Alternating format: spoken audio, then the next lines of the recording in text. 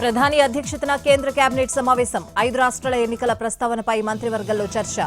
బెంగాల్లో బీజేపీ గెలుపుపై మోదీని అభినందించిన కేంద్ర మంత్రులు.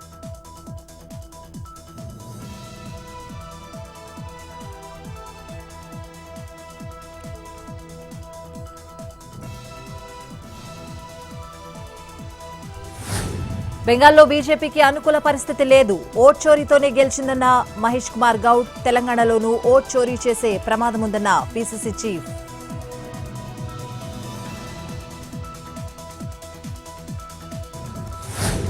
బీఆర్ఎస్ బీజేపీ రైతుల కోసం చేసిందేవీ లేదన్న మంత్రి శ్రీధర్బాబు. తెలంగాణకు రాబోతున్న ప్రధాని మోడీ ప్రాణహిత చేవెళ్ల ప్రాజెక్టుకు జాతీయ హోదా ప్రకటించాలన్న మినిస్టర్.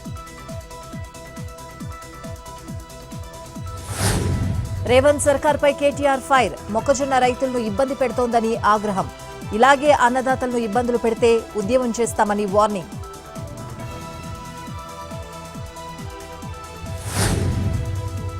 మచిలీపట్నం మార్కెట్ యార్డ్ నుంచి ఐరన్ ను తరలించడంపై పేర్ని నాని ఆగ్రహం.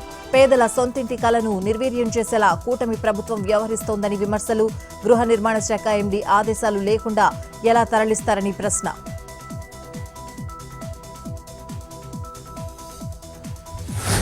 గుంటూరు జిల్లా పెదపరిమిలో 2వ దశ ల్యాండ్ పూలింగ్ పై గ్రామసభ.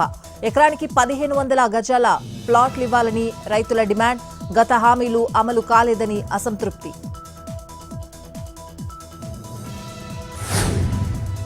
సిద్దిపేట జిల్లా వంటిమామిడిలో అగ్ని ప్రమాదం. అటవీ ప్రాంతంలో చెలరేగిన మంటలు. ఫైర్ ఇంజిన్ల సాయంతో మంటలను అదుపు చేస్తున్న అగ్నిమాపక సిబ్బంది. వేగంగా వ్యాపిస్తున్న మంటలు.